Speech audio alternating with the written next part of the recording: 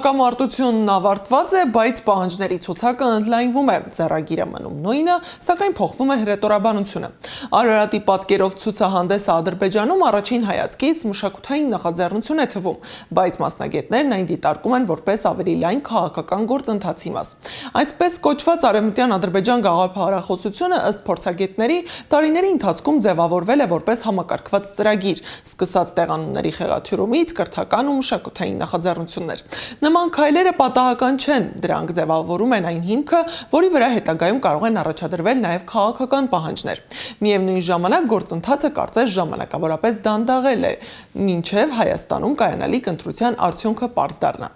Այսինքն խոսքը միայն մշակութային ցուցադրությունների մասին չէ, այնինչ տեղի է ունենում այսօր կարող է ձևավորել վաղվա քաղաքական օրակարգը։ Թեման ուսումնասիրել է Անահիտ Սարգսյանը։ Արարատի նկարն է ցուցադրվում Արևմտյան Ադրբեջան խորագրով ցուցահանդեսում։ Նկարիչը Ալի Իսմայիլ Ալիևը տոգորված է իր նկարներում պատկերված տարածքներ գալու գաղափարով։ Ապրիլի 16-ից 18-ն է այդ Արևմտյան Ադրբեջան կեղծ նարատիվի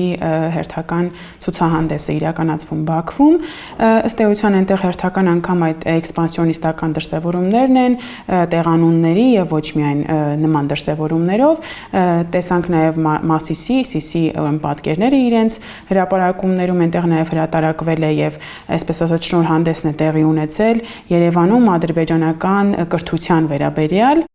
Վերջին օրինակներից մեկը Արևմտյան Զանգեզուր կոչվող տեղանունների բառարանի ստեղծումն է, որն Արևմտյան Ադրբեջան կազմակերպության ղեկավար Ազիզ Ալեքբերլին բնորոշում է որպես հոգևոր վերադարձ պատմական տարածքներ։ Փորձագետների գնահատմամբ նման ձևակերպումները պատահական չեն։ Դրանք նախապատրաստում են հողը նաև քաղաքական եւ հնարավոր ֆիզիկական պահանջների համար։ Ադրբեջանագետ Արմինե Ադիբեկյանը նշում է. վերջնանպատակը Հայաստան հասնելն է։